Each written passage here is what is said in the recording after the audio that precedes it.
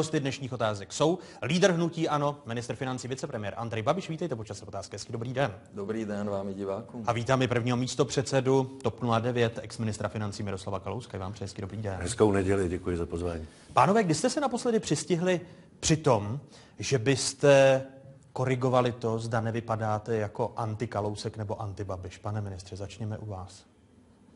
Tak anti-Babiš... No anti-Kalousek ve vašem případě spíš. Ne, tak já nejsem anti-Kalousek a většinou reaguji na ty ataky celého spektra těch tradičních politických stran a to se vlastně děje od momentu, kdy jsem založil hnutí až do posud. Tady vlastně žádná opozice vůči vládě de facto neexistuje. Tady je opozice proti Babišovi, takže v tom se všichni shodli a my jsme stále ten cizí element a já si myslím, že ty preference jsou pro nás skvělé, protože ty předpovědi, že skončíme jak věci veřejné, se nenaplnily ani další menší strany, které vznikly a zanikly a že jsme se stali stabilní součástí politického spektra. Tady je obrovská kampaň a my samozřejmě jsme ztratili preference protože tady se stále lže o elektronické evidenci tržeb.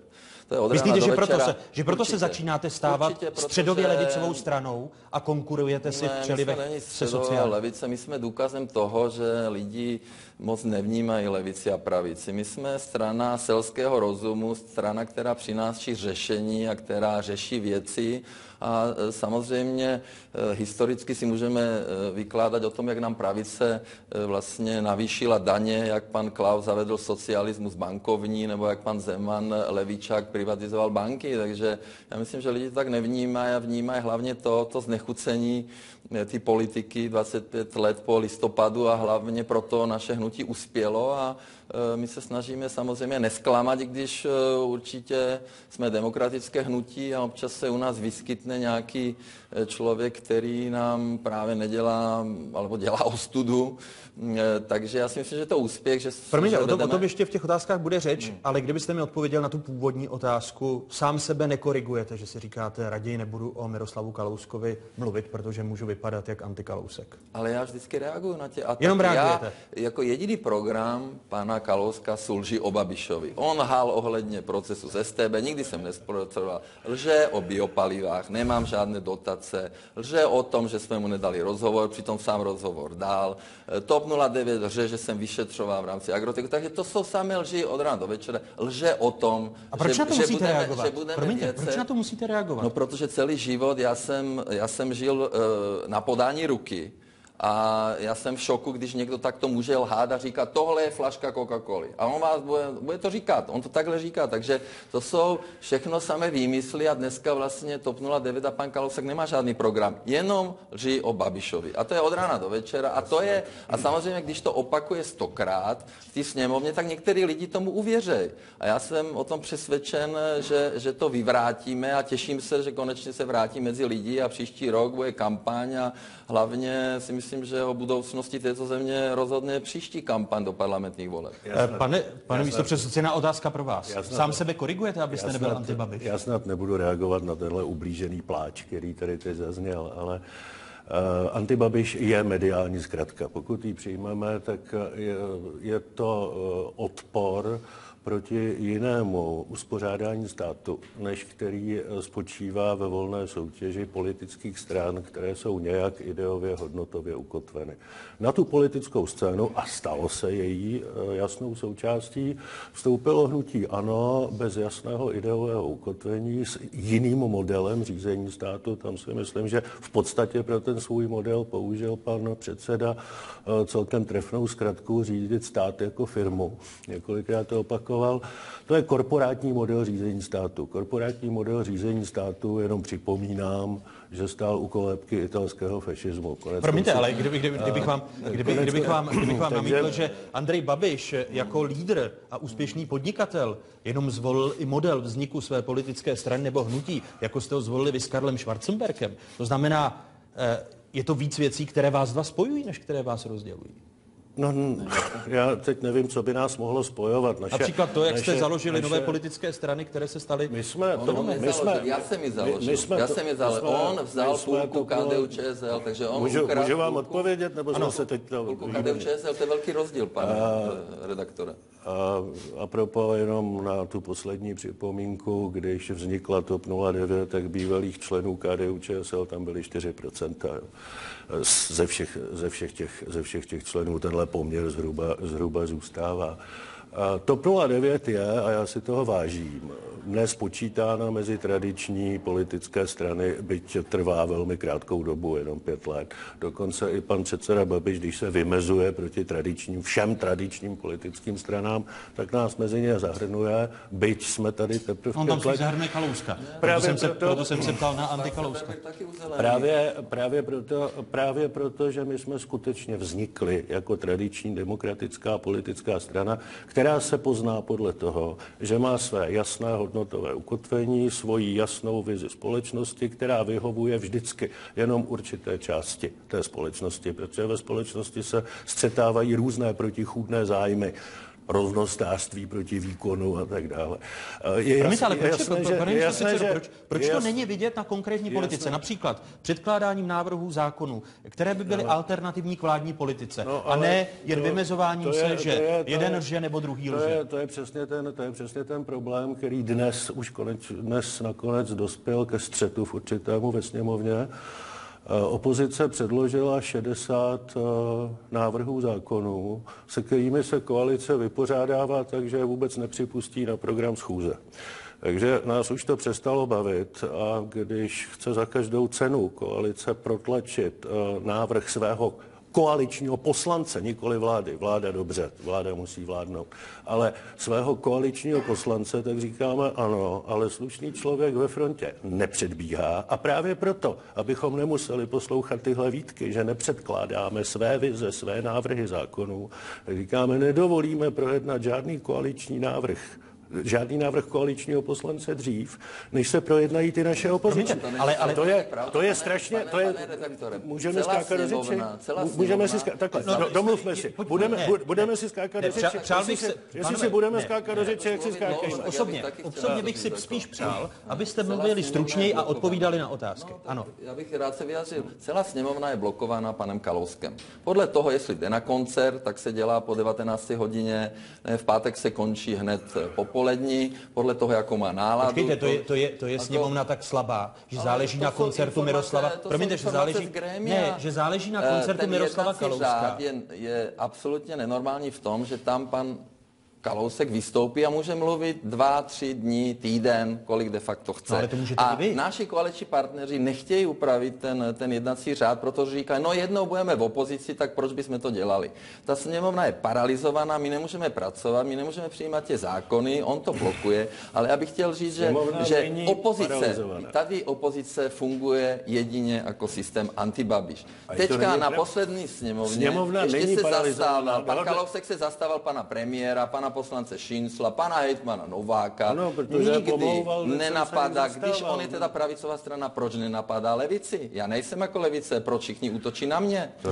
Zatím se z těch volebních preferencí ukazuje, že se vy blížíte k sociálním demokratům. To přece není otázka levicového nebo pravicového soupeření, když někdo prostě pomluví kolegu, ať už je to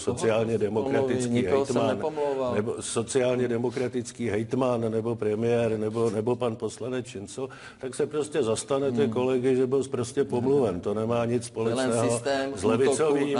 To nemá nic společného s levicovým. Pane místopředsedo, ale přijde vám normální, aby klíčové zákony této země se teď začaly probírat v Poslanecké sněmovně tím způsobem, že se budou svolávat mimořádné schůze Poslanecké sněmovny. Ale hlavně pan Kalousek zablokoval hazard, protože zlobovaný hazardem... No proto se na to ptám, protože Poslanecká sněmovna bude mít mimořádnou schůzi Poslanecké sněmovny k projednávání zdanění hazardu. Ale vůbec ne. Přijde vám to normálně? Já vám jenom odpovídám.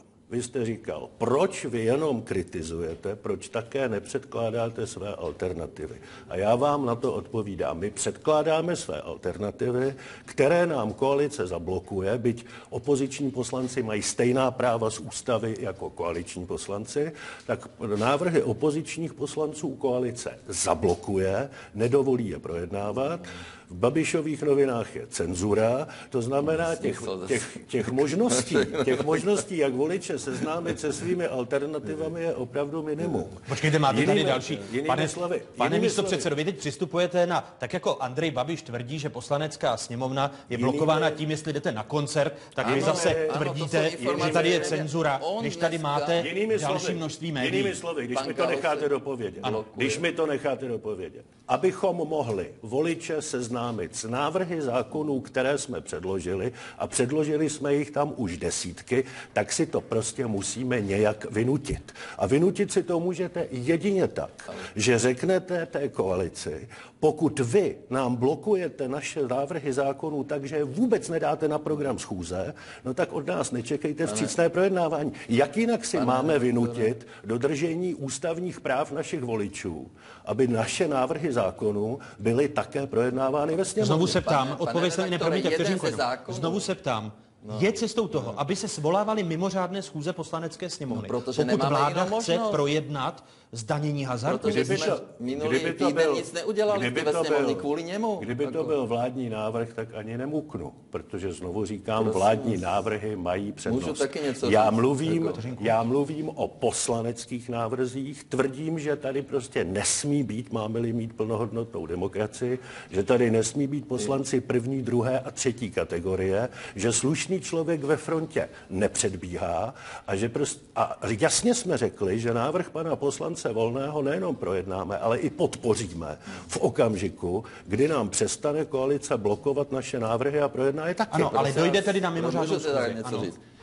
Návrhy pana Kalouska jsou šikanózní. Například návrh o kompetencích státních firem. Jo, on naschvál chce vyvolat roztržku v koalici, takže říká, všechny firmy, které jsou pod ministerstvem financí, dáme na ministerstvo průmyslu. No co je to za návrh zákona? My tam máme... No promiňte, vy jste chtěl mít zase všechny firmy pod sebou. Není to pravda, neříkejte to, není to pravda.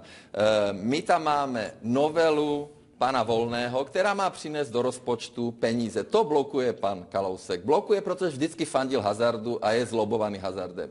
My tam máme elektronickou evidenci tržeb, která přinese do rozpočtu další peníze a máme tam rozpočtové určení daní, které dá krajům 3,7 miliardy korun. Takže to jsou naše zákony, mají přímý dopad na rozpočet a jeho zákony jsou jenom proto, aby nás blokoval. Chápu tedy správně, že teď už se budou svolávat jenom mimořádné schůze, aby se rychleji projednali vládní normální demokracii. Ano. No a co máme dělat?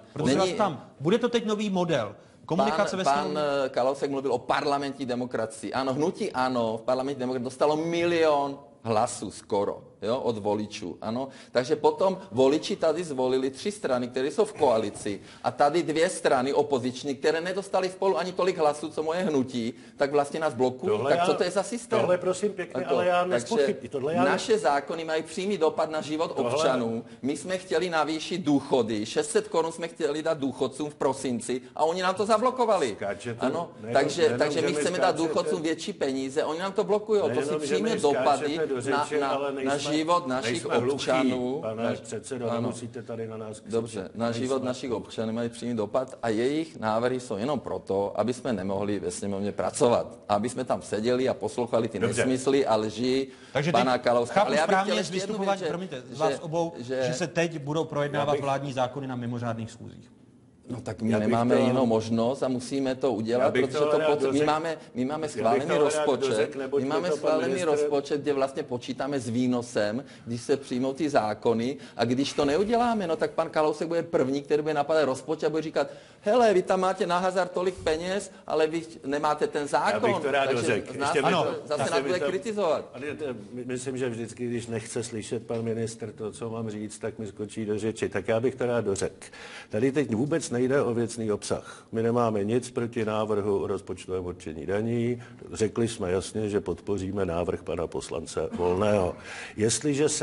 Jestliže se zdá koalici naše návrhy špatné, tak ať je zamítne.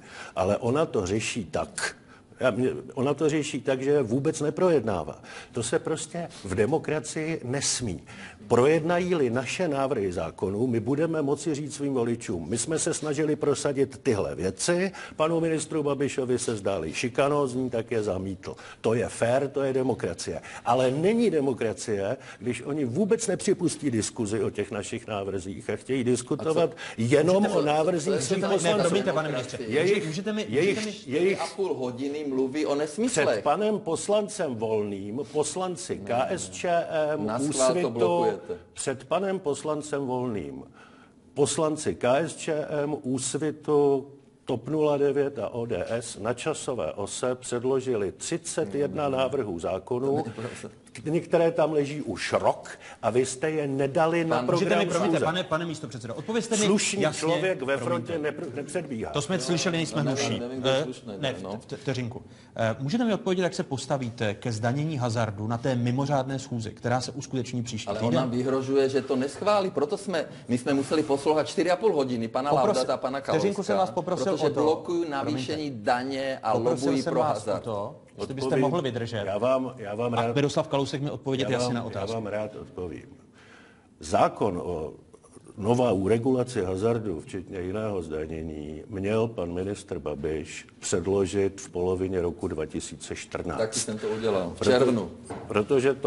Protože ten zákon nebyl schopen projednávání pro své zásadní nedostatky. Legislativní rada vlády mu to hodila na hlavu. Není to pravda. Tak vládou ten návrh prošel až v srpnu 2015. Ministr financí... Ministr financí...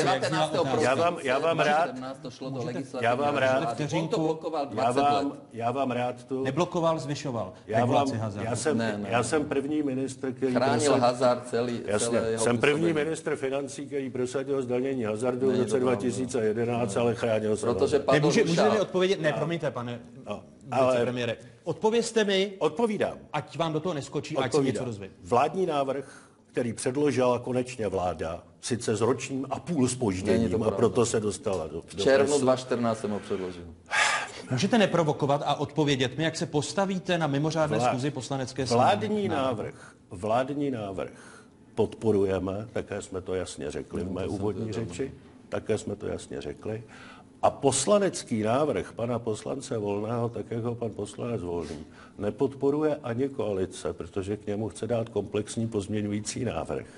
Ale my jsme připraveni podpořit ten komplexní pozměňující návrh i návrh pana poslance Volného za předpokladu, že na té mimořádné schůzi se projednají všechny naše návrhy, které byly dány před panem poslancem Volným. Počkejte, ale mimořádná schůze poslanecké sněmovny má jasně daný program, takže to se stát nemůže. To ovšem není naše chyba, že mimořádnou schůzi... Já bych rád vysvětlil divákům rozdíl mezi vládním návrhem o hazardu, který je účinný od 1. ledna 2017, kde mají být daně 25, 30, 35. A zákon Volného je účinný má být účinný od 1. ledna 2016, protože my jsme nechtěli ztratit jeden rok, že vybereme daně, aby jsme dali ty peníze sportovcům. A oni to blokují. To jste si ale také ve vládě mohli vyřešit. Ale vláda to podporuje. No ale proč vláda nepředloží hned návrh, aby byl... Promiňte, pane místopředsedo. My jsme to podpořili a oni nám to nechtějí projednat a blokují to. Naschvál, a taky to říká na grémiu pan Kalousek. Zase lžete. Pojďme se podívat na důvěru kabinetu. Trojka. To je ocenění, které dává po 2 letech vládnutí česká a moravská veřejnost kabinetu premiéra Bohuslava Sobotky. Navíc v posledním měsíci důvěra v kabinet klesla. Tady jsou aktuální data. Vládě Bohuslava Sobotky v září důvěřovalo 42% lidí. V průzkumu jde o součet odpovědí rozhodně a spíše důvěřuji. Nejvyšší důvěře se kabinet těšil letos v lednu a v květnu, kdy šlo o rekordních 46%. Od té doby důvěra pozvolna klesá a momentálně se pohybuje na hodnotě dlouhodobého průměru. Ukazuje to průzkum Trendy Česka, který pro Českou televizi připravuje agentura TNS ISA. Data sbírala mezi 19. a 25. zářím. Unikátního pravidelného šetření se účastní 1200 respondentů. A Bronislav Kvalsnička, spoluautor výzkumu, v rozhovoru pro Dnešní otázky říká, že například lidem vadí to, že vláda málo plní své protikorupční sliby. Tady jsou Kvalsničkova slova. Asi nejlepší hodnocení dostává vláda, a je to rostoucí tendence, dostává vláda v tématu zajišťování ekonomické prosperity země. Tady je ta tendence jasně rostoucí, tam je nejvíce kladných hodnocení ze všech ostatních témat. Už jinak je to v otázce pomoci lidem žijících v hmotné nouzi. Tam po nárůstu hodnocení a vnímání, kladného vnímání občanů před rokem dochází nyní k poklesu toho kladného hodnocení a toto vlastně hodnotí pouze 1/5 občanů pozitivně. Oblast hospodaření a nakládání s veřejnými prostředky, která pro vládu byla jednou z velkých priorit a zejména pro hnutí ANO, tam hodnocení se téměř nemění za celou dobu vyhodnocování 1,5 roku a zůstává pod 20%, pouze 15% občanů hodnotí, dává vlastně vládě známkou 2, což je ještě jako velmi dobrá známka. Mírně zlepšující se hodnocení je celkový rozvoj veřejných služeb, jako je školství, zdravotnictví, doprava a bezpečnost. Zejména v tom posledním období od května do září tady došlo k nárůstu kladných hodnocení, to znamená 1 i 2, a vláda by tady dostala 2-, čili to je poměrně dobré hodnocení. Naopak nejvíce 5 a 4 by vláda dostala v oblasti nakládání s veřejnými prostředky a hospodaření státu a boj proti korupci. Tato 2 klíčová témata se nedaří buď to věrohodně zpracovat, anebo občanům výsledky věrohodně prezentovat. Dodává v rozhovoru pro dnešní otázky Bronislav Kvasnička. Jedním z těch protikorupčních zákonů je zásadní novela zákona o veřejných zakázkách, pane vicepremiére, kterou budete ve středu probírat na vládě, a protikorupční organizace tvrdí, že to není příliš dobrý zákon, protože například ruší takzvané významné zakázky. Víte, jak budete ve středu na vládě hlasovat? Pane redaktore, já bych se vrátil k tým jiným protikorupčním opatřením. Jo? Můžeme mi nejdřív odpovědět na tu otázku? Ne, já k tomu vám neodpovím, protože to nebylo projednáno ve vládě, bylo to odloženo a my určitě máme k tomu výhrady a budeme to chtít, jako, aby to bylo transparentní. Ne, ale je to, promiňte, je to vaše ministryně. Ne, odpovězte mi s dovolením nejdříve na otázku. Je to vaše ministryně. Ten zákon předložil. Výzkum byl o protikorupčních opatřeních. Jedním z nich, já jsem na to navázal. Ano, ale vy jste že jedním z těch protikorupčních zákonů nebyla projednaná a jsou tam výhrady i z hlediska našeho hnutí vůči návrhu paní ministryně. Ale já bych se chtěl vyjádřit. Ministryně Šlechtová tedy neodvedla dobrou práci tou novelou zákona o veřejných zakázkách. Ale to je velice komplikovaný zákon, kde je dopad z Evropské unie, která právě ta Evropská unie se chová málo transparentně. Takže já bych se rád vyjádřil k tým jiným zákonům, který máme za sebou a který mi vadí. Takže v podobě, promiňte, můžu to teda říct. Nemůžete mi vy odpovědět na otázku? Otázka, můžete se nesmát, pane protikorupčním záležitostem. Ne, já se vás ptám, jestli návrh, který předložila ministryně za vaše hnutí... Nebude to na vládě, bude to nejdřív na koaliční radě. Tak proč se bavíme o něčem, co ještě nebylo projednáno? Nebylo to, pane redaktore, projednáno a znovu opakuji, že máme k tomu výhrady, máme výhrady vícepráci, máme výhrady transparentnosti. Já bych se vrátil tím protikorupčním. Proč tedy takový zákon předložila vaše ministryně? Protože jí to ukládají směrnice Evropské unie. Ano, a ty neukládají, aby se rušil institut takzvaných významných zakázek a podobně. Ale znovu opakuji, budeme to projednávat, nebylo to projednané. Já bych se rád vyjádřil k tomu, co máme za sebou, k registru smluv, kde my jsme navrhovali, aby tam byly i živé smlouvy. Všechny politické strany byly proti, i naši koaliční partneři. Takže my jsme akceptovali registr smluv podle rekonstrukce státu a tam budou uváděny jenom smlouvy od 1. ledna 2016, které budou uzavřeny. Já jsem chtěl živé smlouvy. Já jsem víckrát vyzval všechny ministry, aby zveřejnili všechny smlouvy od nástupu do úřadu. Ty, které podepsali, ty, které zdědili, co s tím udělali. Ano, a my stále ve vládě máme netransparentní zdravotnictví, netransparentní hospodaření České pošty a tak dále. Takže tam jsou určitě rezervy. Hlavně, že máme tak transparentní rezort dopravy, který vede vaše hnutí. Ale já nevím, co je na rezortu dopravy netransparentního, k tomu se můžeme samozřejmě bavit. No to nezveřejňuje v takové míře, promiňte, to nezveřejňuje v takové míře smlouvy, tak jako o tom mluvíte. Všechny ministerstva a ministerstvo financí bylo prvé, které zveřejnilo Open Data a já jsem zveřejnil všechny smlouvy, i ty platné. Takže registr smluv, Open Data a to se neděje a já samozřejmě to kritizuju v rámci koalice, protože my musíme dělat, ano, registr smluv ČSSD například navrhovala, aby Česká televize nezveřejňovala všechny smlouvy, pane redaktori, už jsme u toho. Takže tady občané platí 7 miliard poplatků a ČSSD navrhovala, aby se nezveřejňovaly smlouvy, jako české, když už jsme u toho, u té transparentnosti. Jo, takže já tady nejsem za ČSSD, pane vicepremiére. No ne, tak mě říkáte, že ČSSD nechce, aby se zveřejňovaly smlouvy. A byly tam různé pokusy, aby se nezveřejňovaly věci a já říkám, že bychom měli zveřejňovat všechno a já to taky na ministerstvu financí dělám a taky nutím k tomu moje ministry. Takže to jsou ty věci protikorupční a určitě jsou tam jako velké rezervy. Já kritizuju dlouhodobě zdravotnictví. I Česká pošta mi neumožnila vlastně obdržet informace jako ministr financí. Já nemůžu vědět, co se děje na České poště. Počkejte, ale to jsme řešili. Vy tam máte zástupci v dozorčí radě a to jsme tady řešili. A já vám ukážu zápis dozorčí rady z 12. května 2015, kde tomu zástupci bylo jasně řečeno, že pokud ty informace sdělí, tak se může vystavit stíhání za škodu, tudíž mu bylo řečeno, když to řekneš Babišovi, máš problém. Ne. Mám tady ten zápis České pošty, můžu vám ho ukázat. Vy myslíte, že policie, počkejte, to chcete říci, že policie by tady stíhala někoho za to, kdyby někdo něco řekl. Ne, pokud by váš člověk porušil zákon, tak by ho asi policie... On byl poučen compliance officerem, no to asi podle nějakého zákona, pane vicepremiére. Tak já vám to tady přečtu, já tady mám ten zápis ty dozorčí rady. Co se týče registru... Takže tady ho mám 12. května, tady se říká, členové dozorčí rady jsou zároveň povinni zachovávat mlčenlivost o důvěrných informacích a skutečností. Jejichž prozrazením třetím osobám mohla vzniknout podniku škoda. Členové dozorčí rady zároveň odpovídají za škodu, která porušením této povinnosti podniku vznikne. Takže člen dozorčí rady Babišovi nemůže nic říct. Jo, a teďka jsme zase viděli, že tam ex-ministr Žák má smlouvu na České poště, nevím proč, to tam komu radí proč. Jako ex-ministr Žák ze SPO. Ano, ahoj Žák. Strana práv občanů. V České poště. Takže něco se říká do novin a něco je pravda.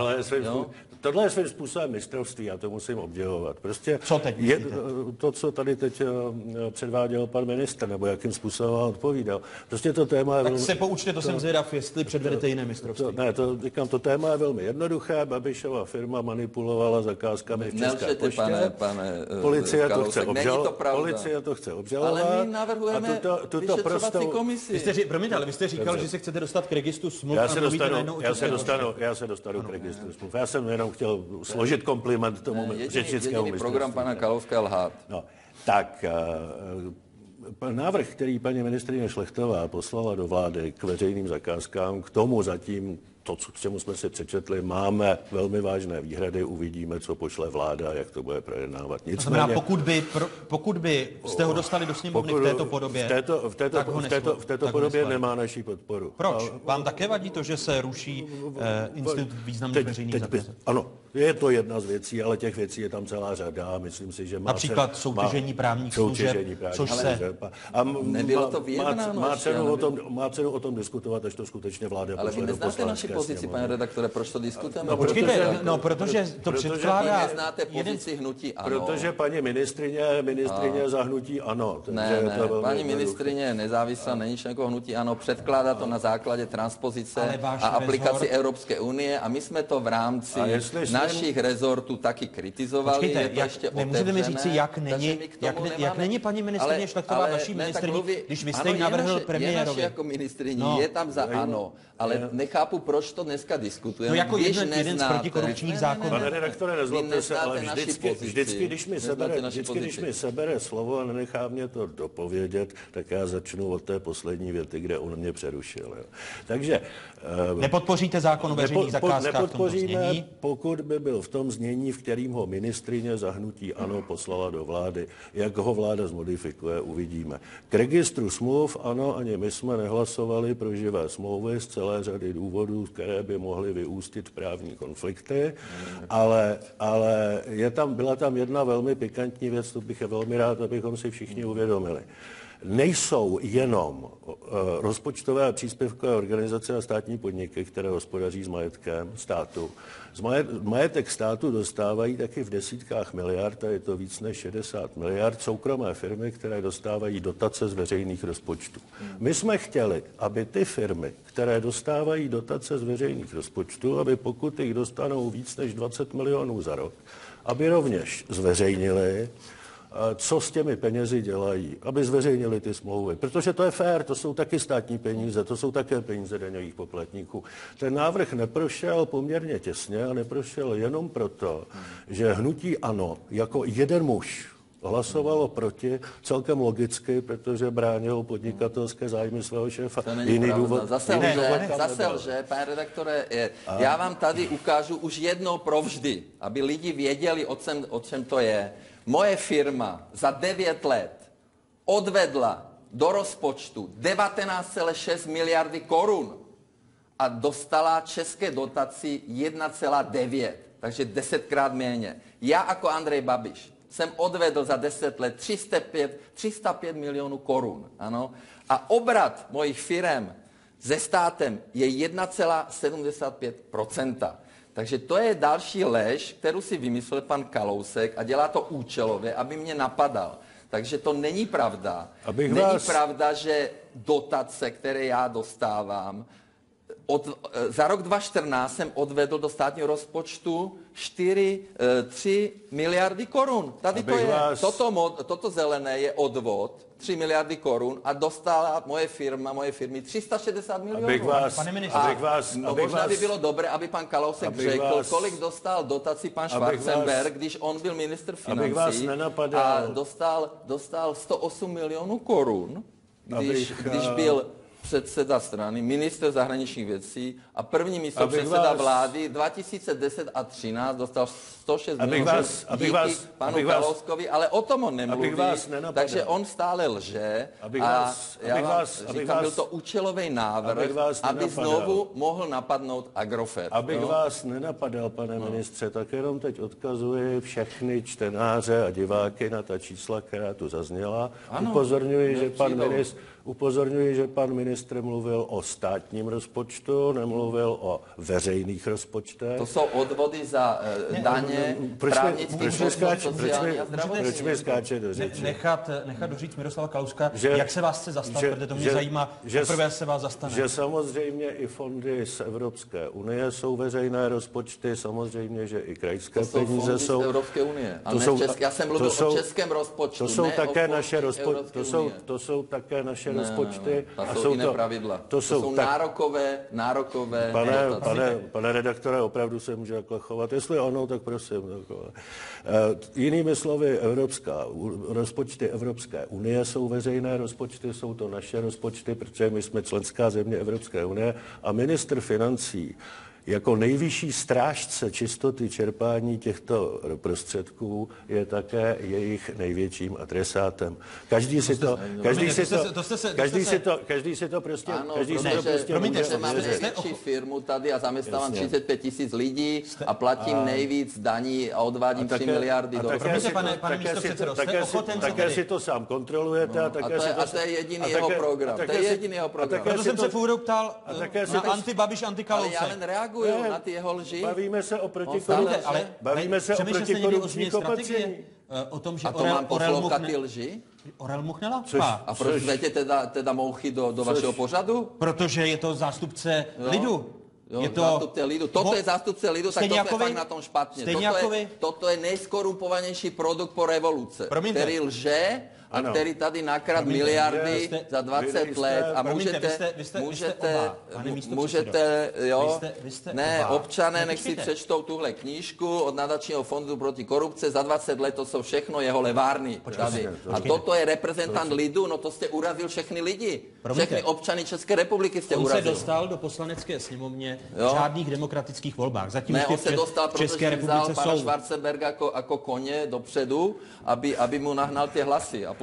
Počkejte, ale vy jste také v čele nějakého hnutí a možná se k tomu... to hnutí vzniklo z vůle občanů. Možná se k tomu dostaneme, jací lidé, on je 20 let se dostali do funkcí, promiňte, můžete vteřinu, dostali do funkcí díky vám, jako tažnému koni hnutí ANO. Ale můžete se tedy zastat alespoň Andreje Babiše jako ministra financí, protože například E15 v pátek referovala, že...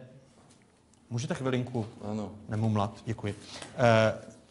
Že dal a odpustil v rámci penále Andrej Babiš, respektive finanční správa, částku zhruba 6 miliard. Když jste vy byl ministrem financí, tak jsem vás v tomto pořadu lidově řečeno také dusil na tom, že v letech 2005 až 2010 byly prominuty penále a daně ve výši zhruba také 6 miliard. Tady to máme za rok. Jste schopen se tady zastat Andreje Babiše? Je to teda fér, on skáče do řeči vám úplně stejně jako mě, to je vidět, že nedělá žádné rozdíly. Ale já jenom dopovím tu větu, kterou Asi jsem stejný lhář možná. Já jenom dopovím tu větu, kterou mi nenechal říct, a která není žádný antibabiš. Evropské peníze ministr financí kontroluje a penále za jejich špatné čerpání si také... Ale to jsme slyšeli. Pak se nedivte, že Andrej Babiš vám vstoupí do řeči, když opakujete něco, co jste říkal a nejsme hluší. Otázka zněla... Peníze Evropské unie kontroluje Evropská unie přímo. Ano, prostřednictvím ministerstva financí. Není to pravda. Znovu se ptám, jestli jste ochoten se v tom pardonu finanční správy Andreje Babiše zastat. Můžu říct přesně, jak to je. Ministr financí, ani já jsem s tím začal. Předtím se nějaké daně odpouštěly. Já jsem žádné daně neodpustil od roku 2010. Ani Rusnok, ani Babiš. Nejedná se o daně, jedná se o nařízené odvody a penále z porušení rozpočtové kázně. Finanční správa trestá 2 způsoby. Jednak v rámci daňového řádu doměřuje daň, popřípadě penalizuje za její zkrácení, a protože má své pravomoce i v případě dotací, tak v případě pochybení u těch dotací nařizuje, že ta dotace se musí vrátit a ještě k tomu dá odvod. Každý to zná, každý ministr financí to zná, prostě starosta opravil chodník, pozdě ho zkolaudoval a dostal likvidační odvod a penále. Na to podle určitého manuálu, který na ministerstvu financí je, ministerstvo financí často odpouští. Fakt je, a to je to, co jsem odpouštěl já, to je to, co odpouští pan ministr Babiš, to nejsou daně, to jsou ty penále. For je v tom, že já jsem nikdy neodpouštěl sám sobě. On odpustil 1,5 miliardy sám sobě. Zase lež. A je jedno, prostá lež. Protože ministr financí už 4 roky nemůže odpouštět daně. A já jsem odpustil... Já jsem to řekl. Ano, a proč teďka říká, že odpustil nějaké daně mojí firmě? Když ale vy jste řekl, že Andrej Babiš odpustil sám sobě. To je lež. Penále za porušení rozpočtové kázně. To je zase lež. Můžu se k tomu vyjádřit? Ministerstvo financí odpustilo v roce 2014 190 000 korun a jednalo se o 2 žádosti před rokem 2010 na prominutí daně. Takže institut prominutí daně ministrem je zrušen 4 roky. On mohl odpouštět daně. To jsem zrušil já. On to zrušil, takže jsem nemohl nikomu odpouštět daně a nejsem blázen, abych tady odpouštěl nějaký svý firmě daně. Takže on zase lže a já bych řekl příklad, o čem to je, protože to nejsou daně. Není to pravda. A já vemu příklad Promopro, ODSka, si polepšila o 500 milionů korun. Všichni to vědí.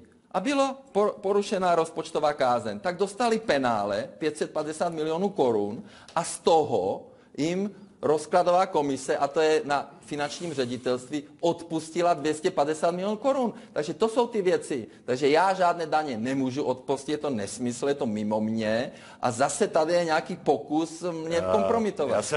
Já se velmi omlouvám a já jsem opravdu řekl, a ještě jednou to opakuji, že Babiš žádné daně nikomu ani sobě neodpustil. Ani penále. Ale penále za porušení rozpočtové kázně, to nejsou daně, sám sobě odpouští. No, to je finanční správa. Kdyby on nebyl ministrem financí, tak myslíte, že by penále Agrofertu nebylo ve výši 1,5 Ale prosím vás, miliardy? jaké penále? Agrofert je jeden z největších plátců daní. O čem to mluvíte samozřejmě, tady? že kdyby proč nebyl, tady diskutujeme nějaký Agrofert? Tak se bavíme. Já jsem myslel, že se budeme bavit o rozpočtu. O tom, že máme největší růst, že snižují zadlužení této země. Že si půjčujeme peníze za minusové úroky. To by asi lidi měli slyšet, že se nám daří, že celá země staví. Ne, co se tady bavíme o nějakém Agrofertu. Promiňte, to se bavíme o rozpočtu, protože penále za porušení rozpočtové kázně jsou příjmem státního rozpočtu. Takže se bavíme. A to nemá s Agrofertem společného. Jestliže někdo odpustí penále za porušení rozpočtové kázně, tak ty peníze do rozpočtu nepřijdou. A jestli to odpustí sám sobě, tak je to přinejmenší podivné. Pane redaktore, pokud pojďme se posunout ke státnímu, pojďme se posunout ke státnímu rozpočtu na příští rok, který už je v poslanecké sněmovně. S tím, že, pane vicepremiére, z toho hodnocení vlády po polovině vládnutí vyplývá, že lidé hodnotí pozitivně vládu v zajišťování ekonomické prosperity země, že se vládě podařilo nastartovat ekonomiku, ale zároveň mají výhrady k velikosti dluhů a zadlužování. Vy jste před rokem... Jaké zadlužování? Že já jsem jediný ministr, který snížil dluh o 19,7 miliardy. Počkejte, ale stále rok co rok, můžete být ticho, ale stejně vláda navrhuje deficitní rozpočet. Když jste byl před rokem a čtvrt v tomto pořadu, tak jste naznačoval, že pokud se vám podaří vybírat lépe daně, tak by už v roce 2017 mohla vláda předkládat vyrovnaný státní rozpočet. Podle toho dlouhodobého a střednědobého záměru ministerstva financí se zdá, že to v roce 2017 nebude. Je to tak? Ale já jsem vyslovil přání, že bych si přál, že bych rád teda, ale já tady ukážu, jak se nám daří. Ano, já snižuju ten deficit. My jsme měli v roce 2014 jsme měli 112 deficit rozpočet plánovaný a skončili jsme 77,8. Teďka máme 100 miliard a k 39. máme deficit jenom 2,8 miliardy. Takže my jdeme tím cílem, že chceme mít vyrovnaný rozpočet. A zároveň v roce 2017 to nebude, jak ale jste tady naznačoval. Já jsem vyslovil přání, 2017 to nebude. Tak kdy to bude? Ano, ale my jsme museli odšpuntovat tu ekonomiku, my jsme přece museli dát tu státní správu do pořádku, my jsme museli přijmout 13 000 nových zaměstnanců, vojáků, policistů, protože je nějaká nová situace bezpečnostní. Ano, musíme přijmout 5813 učitelů do regionálního školství. Museli jsme důchodcům taky dát důchody jim vrátit. Navýšili jsme jako platy. A hlavně jsme uvolnili investice. Pane ministře, jak dlouho tedy budete odšpuntovávat ekonomiku? A znovu se vracím k té otázce. Kdy myslíte, že by Česká republika mohla mít vyrovnaný státní rozpočet, když to nebude v roce 2017? Jak jste tady tvrdil před rokem? Toto je státní dluh. Já ho snižuji od nástupu o 4% koncem roku 2016. Znížil jsem absolutně dluh o 19,7 miliardy korun 36.2015. A pan Kalousek, nechte mě domluvit, pan Kalousek zadlužil tuhle zemi o 668 miliard korun. A to měl růst, tady roku 2007 měl růst 5,5%, v roce 2008 měl růst 2,7%, ano, tady měl 2%, ano, 2009 objektivně byla krize.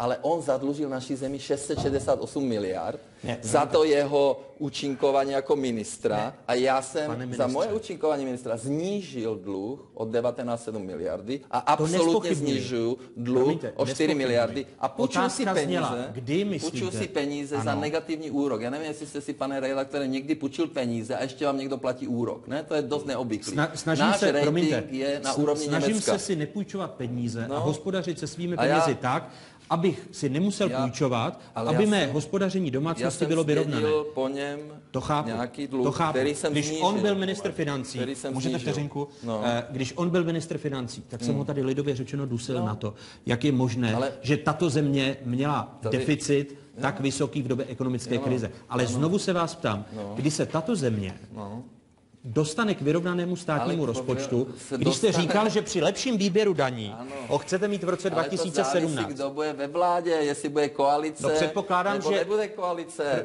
Jako sociální demokracie je nastavena na utrácení peněz, samozřejmě, já jsem kritizován, já jsem bojoval za ten deficit 70 miliard, koaliční partneři chtěli 85 miliard a on navrhoval 115 miliard v květnu 2013. Já jsem na 70. No, podívejte se, jak se nám snížily náklady na obsluhu. Promiňte, pane ministře, na cestě k vyrovnanému státnímu rozpočtu vás tedy blokují sociální demokraté. Neříkám, já ho zkusím navrhnout na rok 2018, na nulu, zkusím to, ale podívejte se na dynamiku státního dluhu. Takže na nulu je na nule, tady jsme na nule dluh. Jako. Takže já taky nerozhoduju sám ve vládě, jsme v koalici a sociální demokracie má jiný program, my máme jiný program, ale podstata je, že máme největší růst v Evropě, odštumpovali jsme ekonomiku, investujeme na příští rok, všechny stavby jsou peníze a máme druhou nejmenší nezaměstnanost v Evropě. My máme tady obrovský problém, máme jenom 5%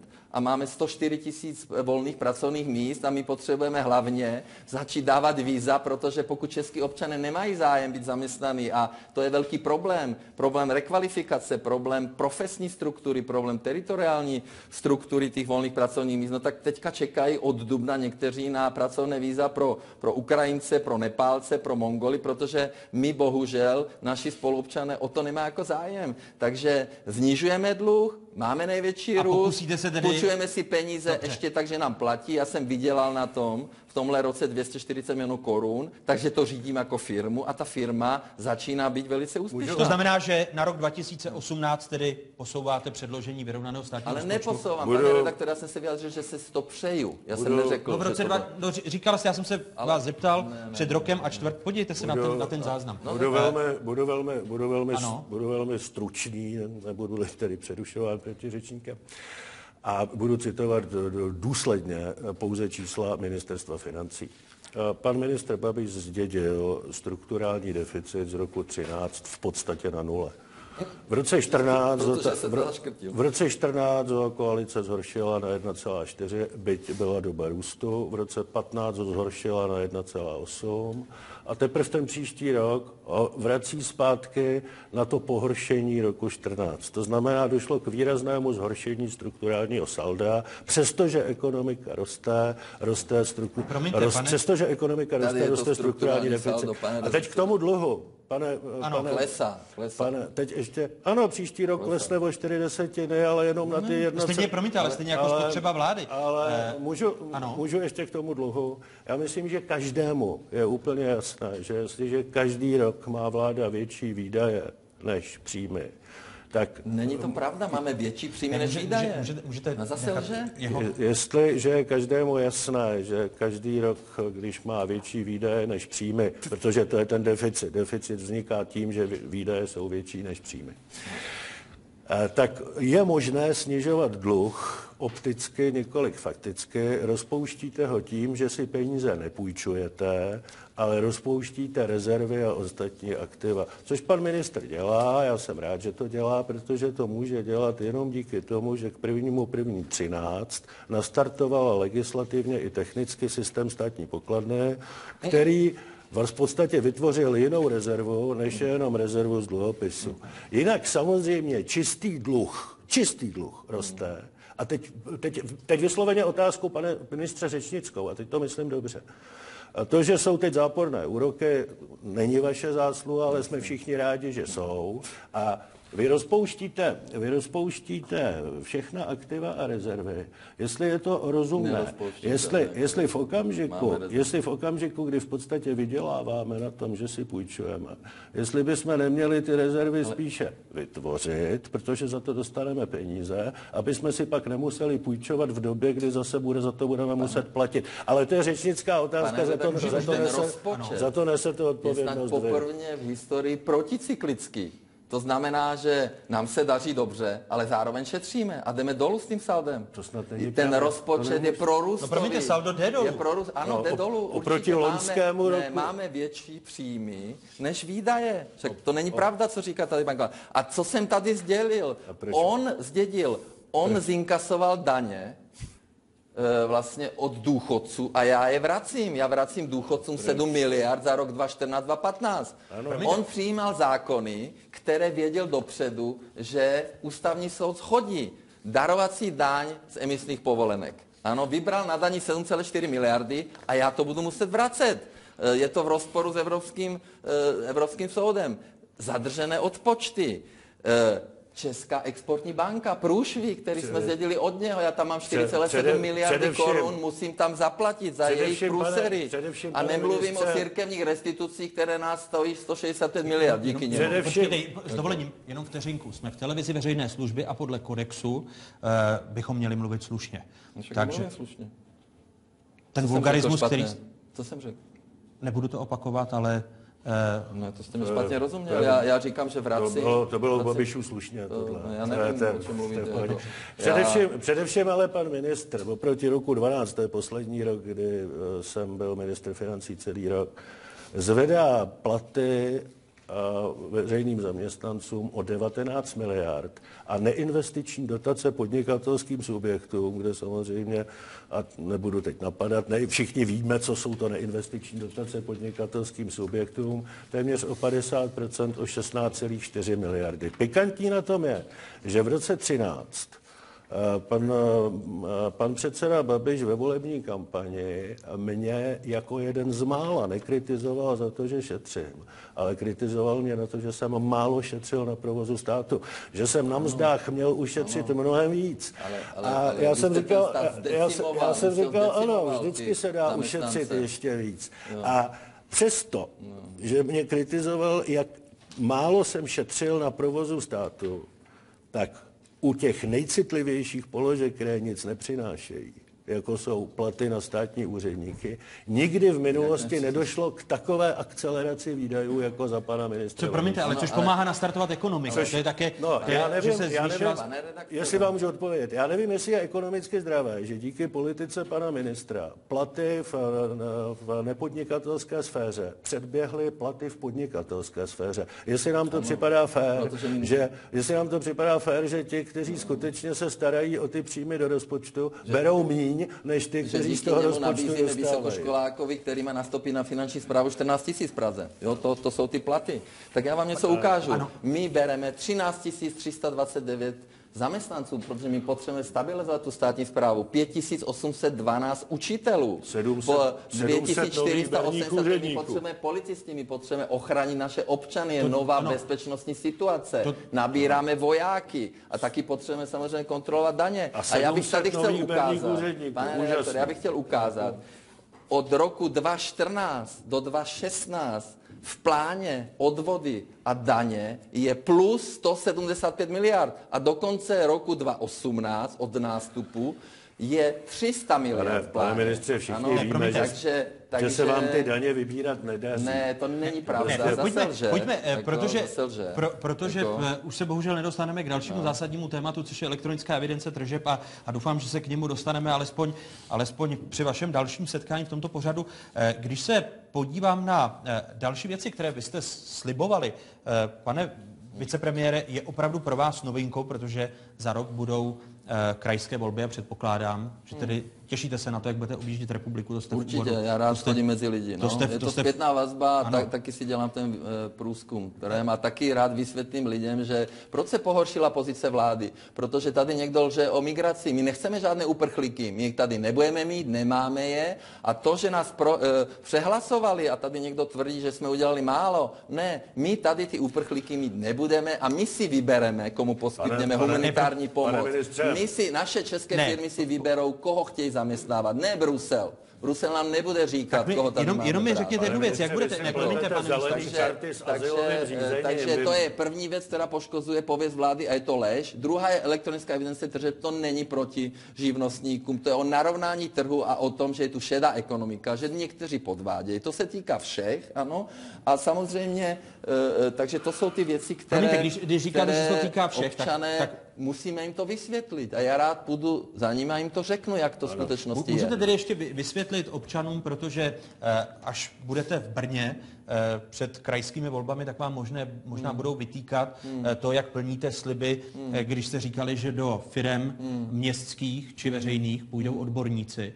A v brněnských teplárnách je syn Jaroslava Faltýnka, vašeho Já předsedy. jsem se to dozvěděl teda z parlamentních listů. Ano, syn Jaroslava Faltýnka je zaměstnanec auditorské firmy a ta firma plynárenská ho požádala, aby jim pomohl. Promiňte, on je místopředsedou představenstva. No a bere 25 000 korun.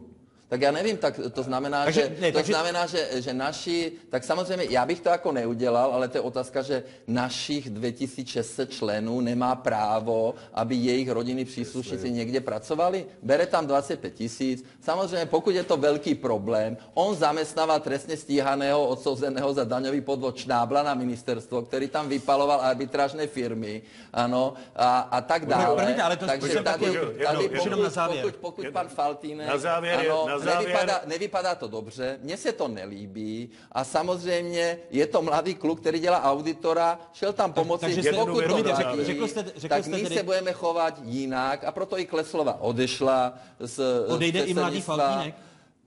Jako, asi ano, protože tady tradiční politické strany nakradly miliardy, spolu dělají kšefty a my vždycky řešíme nějakého syna našeho funkcionáře, který za 25 000 korun dělá auditora v té firmě. Že někteří podvádí, jak řekl pan ministr, je bohužel. Vy jste tady podváděli 20 let. Že někteří podvádí, jak řekl pan... Proto jsem já tady, mohl jsem být se synem na fotbale na Bohemce. Někteří podvádí, jak řekl pan ministr, to je bohužel pravda. Že ovšem nejvíc podvádí současný ministr financí je bohužel také smutná. No to je zase, největší zloděj tady vykládá, největší korupčník, vůbec nechápu, proč tady sedí, ale vy jste ho pozval. Jako. Protože je to volený zástupce lidu, stejně jako vy. Zástupce lidu, tak jako mě je líto těch lidí, který on zastupuje. Fakt. Ale elektronická se trže, to je další jeho lež. Budu rád, když... která nemá data. Zaselhal a říkal, že budu vědět, kolik piv vypijeme. Budu rád, když přijdete... Budu rád, když v dohledné době přijdete jenom k elektronické evidenci tržeb. No ale zkuste mě pozvat, abych vám to vysvětlil, jsme se stále, protože já nebudu poslouchat jeho lži. Já vysvětlím. Nech přijde sám a já přijdu sám. Já rád vysvětlím ten Andrej Babiš ten šmírovací tunel. A Miroslav Kalousek. Děkuji vám za vaši diskuzi. Není to pravda, nic tam není vidět.